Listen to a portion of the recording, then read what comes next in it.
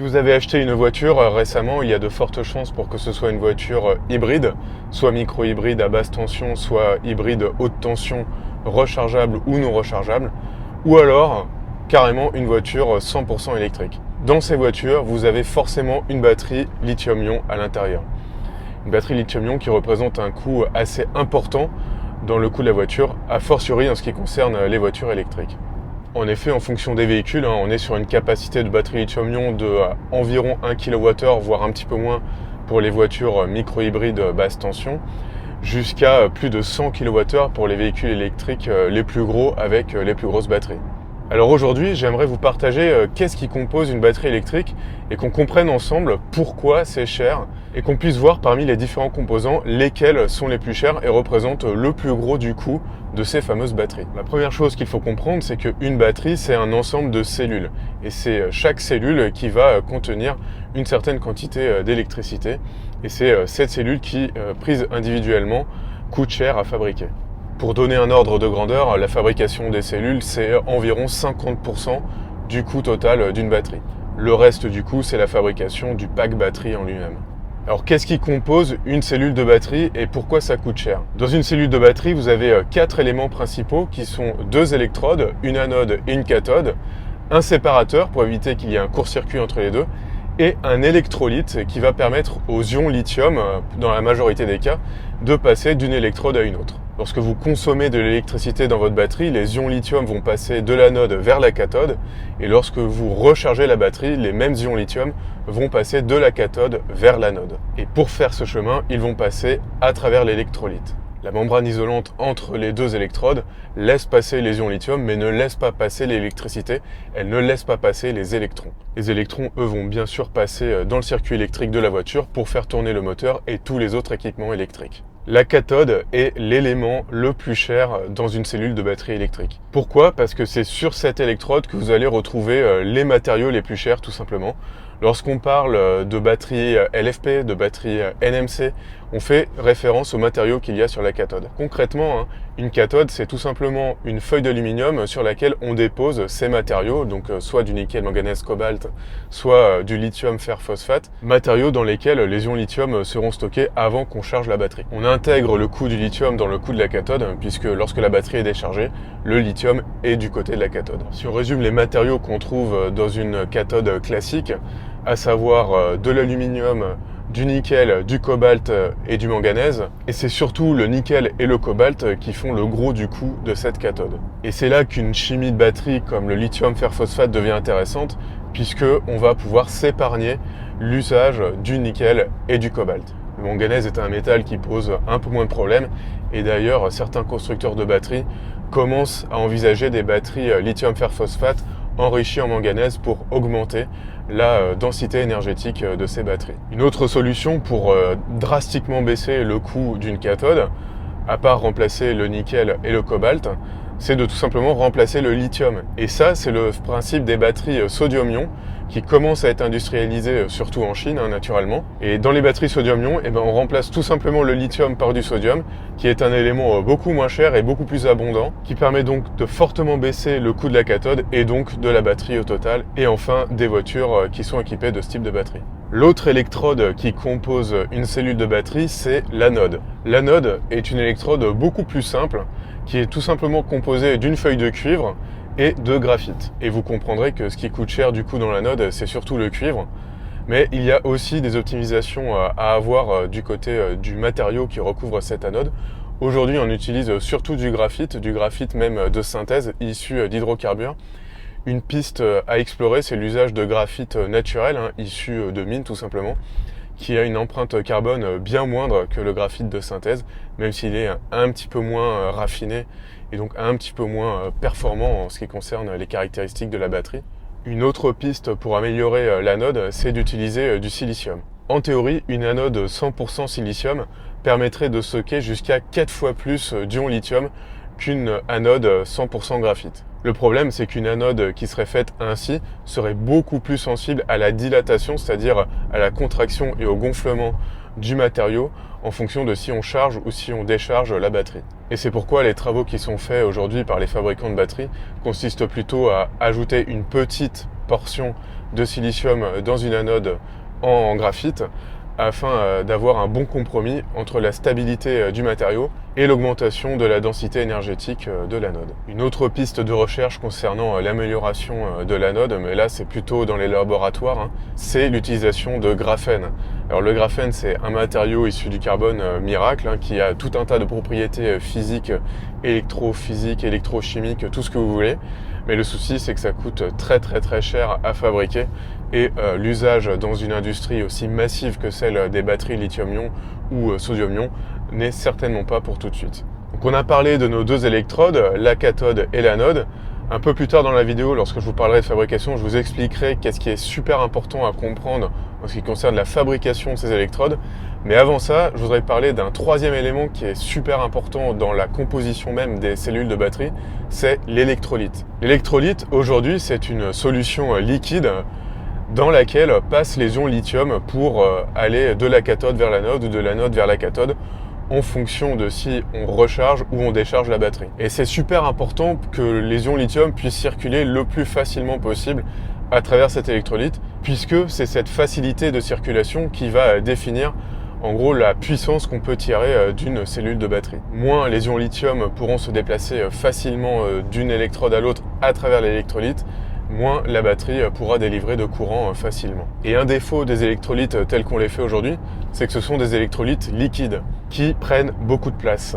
Le Graal, ce serait d'avoir des électrolytes solides qui prennent beaucoup moins de place et qui permettraient d'avoir des cellules de batterie avec une densité énergétique bien supérieure. Et lorsqu'on parle de batteries solides dans les articles de presse, c'est de ça dont on parle. On parle de batteries dans lesquelles on a un électrolyte solide qui permettrait de multiplier par 2, 3, voire 4 la densité énergétique totale de la cellule de batterie. Le problème, c'est qu'aujourd'hui, les électrolytes solides, on n'arrive pas à les faire fonctionner aussi bien que les électrolytes liquides à température ambiante de fonctionnement d'une batterie au lithium classique dans un véhicule électrique par exemple. Dans les applications industrielles qui existent aujourd'hui des batteries solides, on est obligé de chauffer les batteries pour que celles-ci fonctionnent convenablement, ce qui représente une perte d'énergie et une perte d'efficience assez importante. Et je pense qu'on va arriver un jour à avoir des batteries à électrolytes solides qui fonctionnent entre guillemets à froid, mais ce ne sera pas pour tout de suite et pour les premiers modèles qui vont arriver, ça va coûter très cher et ce sera réservé à des usages très particuliers où on a besoin vraiment d'une très forte densité énergétique. Et aujourd'hui, l'électrolyte, c'est environ 5% du coût d'une cellule de batterie. Et le dernier élément qu'il y a dans une cellule de batterie, pour environ 10% du coût, c'est la membrane isolante entre les deux électrodes, donc qui doit permettre de faire passer les ions lithium, mais surtout pas les électrons, puisque si on laisse passer les électrons, on a un court-circuit et tout s'enflamme.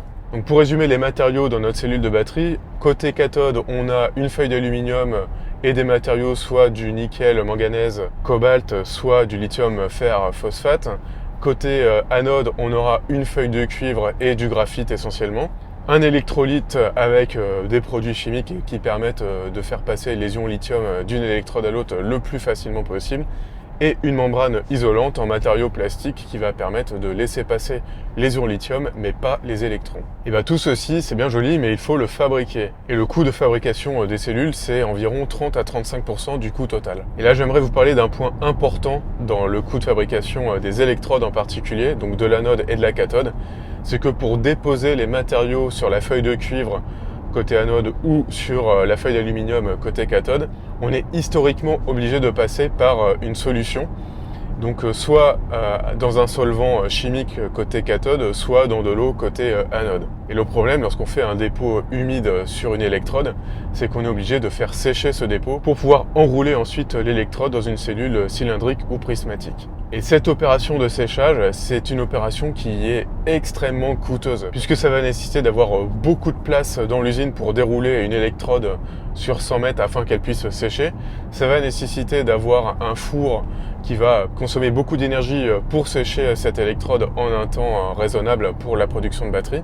Et en ce qui concerne la cathode, il va falloir aussi récupérer le solvant afin de le recycler, étant donné sa toxicité. Et ce procédé de fabrication d'électrodes avec dépôt humide, c'est vraiment un procédé qui consomme énormément de place et énormément d'énergie dans les usines. Et c'est pour ça qu'un défi là présent aujourd'hui qui va permettre d'énormément améliorer la capacité des usines et le coût des électrodes en question, c'est de passer par des procédés de dépôt à sec. Grâce à ces procédés, on n'utilise plus de solvant, on utilise beaucoup moins de place dans une usine puisqu'on n'a pas besoin de dérouler l'électrode pour la faire sécher, et on consomme beaucoup moins d'énergie puisque là encore on n'a pas besoin de brûler de l'énergie pour faire sécher les électrodes. Pour donner un exemple, Tesla a annoncé lors de son Battery Day il y a quelques années qu'ils espéraient diviser par 10 l'empreinte au sol et par 10 la consommation d'énergie grâce au passage d'une électrode humide à une électrode solide. Pour vous dire l'importance de ce procédé dans le coût total d'une cellule de batterie. Une autre amélioration qui est importante aussi dans les cellules de batterie, c'est l'absence de languettes. Classiquement, pour faire communiquer l'électrode à l'intérieur d'une cellule avec l'extérieur et le circuit, on était obligé de souder une languette à l'intérieur de l'électrode. Le défaut de ce procédé, c'est que ça consomme un petit peu de matériaux pour les languettes, ça consomme une soudure, ça fait des pièces en plus, des procédés en plus, donc c'est pas optimal. L'idéal à atteindre, c'est un procédé sans languette qui permet d'avoir un dépôt sur l'électrode ininterrompu et d'utiliser l'extrémité de l'électrode en guise de languette pour faire passer le courant de l'électrode à l'extérieur de la cellule. L'autre avantage de ne pas avoir de languette, c'est que les électrons passent beaucoup plus facilement de l'électrode à l'extérieur de la cellule, vu qu'on n'a pas le goulot d'étranglement que représentait la toute petite languette par rapport à la très grande électrode. Le dernier élément important qui va définir le coût d'une cellule de batterie, ça va être le facteur de forme qu'on choisit pour la cellule de batterie finale. Il en existe 3, soit des batteries de type cylindrique, qui sont comparables aux piles qu'on a dans nos télécommandes, soit des batteries de type prismatique, qui sont des pavés rectangulaires solides, soit des batteries de type poche, qui sont des pavés rectangulaires souples. Alors dans les usages automobiles, on utilise pour dire pas du tout les cellules de type poche. Les cellules de type poche, ce sont des cellules très très chères, mais ce sont les plus denses en capacité énergétique. On va davantage les utiliser dans les dispositifs électroniques tels que les smartphones, les ordinateurs portables ou tout ce qui est électronique portatif, puisque c'est là qu'on a le plus besoin de densité énergétique. Dans un véhicule électrique, que ce soit une voiture, un bus, un train ou un tramway ou que sais-je, on est moins sensible à la différence de densité énergétique qu'il peut y avoir entre une batterie de type cylindrique ou prismatique avec une batterie de type poche. De plus, dans une batterie de type poche, on est obligé de superposer les couches d'électrodes, là où pour les cellules de type cylindrique ou prismatique, on enroule tout simplement les électrodes et on les laisse telles quelles dans une cellule cylindrique ou on les aplatit lorsqu'il s'agit de cellules prismatiques avant de les mettre dans la cage solide en acier. C'est un process de fabrication qui est beaucoup plus rapide et moins cher que de devoir superposer les électrodes pour une cellule de type poche. Donc là, j'ai passé en revue tout ce qui caractérise les cellules de batterie à proprement parler. Il faut garder à l'idée que lorsqu'on intègre ces cellules, on ne les intègre pas telles quelles, on les intègre dans un pack batterie. Et au niveau de ce pack batterie, il y a aussi des innovations qui permettent d'en baisser le coût et d'en augmenter la densité énergétique. Et la tendance qui se dessine ces dernières années, c'est d'avoir des packs structurels. Classiquement, au début de l'industrie des véhicules électriques modernes, on utilisait des packs dits modulaires, où on avait des modules de batterie, et dans chaque module, on avait un certain nombre de cellules. L'avantage de cette construction modulaire, c'est que si on avait une cellule défectueuse, on ne devait changer qu'un module, au lieu de devoir changer toute la batterie. L'inconvénient par contre, c'est que ce système modulaire consomme beaucoup de matériaux et beaucoup de place pour des choses qui ne sont pas des cellules de batterie à l'intérieur du pack. L'idée du pack structurel, c'est de tout simplement n'utiliser que des cellules de batterie à l'intérieur du pack, de les agglutiner tout ensemble, éventuellement de les coller pour avoir quelque chose d'extrêmement rigide et d'extrêmement solide, et de s'épargner tous les matériaux supplémentaires nécessaires avec une construction modulaire. Alors de ce fait, lorsqu'on part sur une batterie structurelle, il faut être absolument certain de la qualité des cellules qu'on y intègre. Donc les contrôles qualité deviennent primordiaux, encore plus qu'avant, au sein des usines. Parce que dès que vous avez une cellule défectueuse, c'est le pack entier qu'il faut changer. Et c'est parce qu'aujourd'hui, les usines de cellules de batterie sont matures et obtiennent des niveaux de qualité sans précédent, qu'on s'autorise la construction de packs batterie de manière structurelle. Donc voilà en ce qui concerne cette étude un peu du coût des batteries. Je vous laisse me dire en commentaire si vous avez appris quelque chose qui vous semble utile. Si éventuellement vous souhaitez qu'on aille davantage en détail dans une future vidéo dans tel ou tel sujet par rapport à ces cellules de batterie, parce qu'on peut vraiment zoomer très très loin, que ce soit en termes d'électrodes, de cathodes, d'anodes, d'électrolytes, etc. Encore un grand merci pour tous vos commentaires, vos likes et vos abonnements. Ça me fait toujours super plaisir d'interagir avec vous. Et en attendant de vous lire de nouveau, je vous souhaite une bonne route Et je vous dis à bientôt.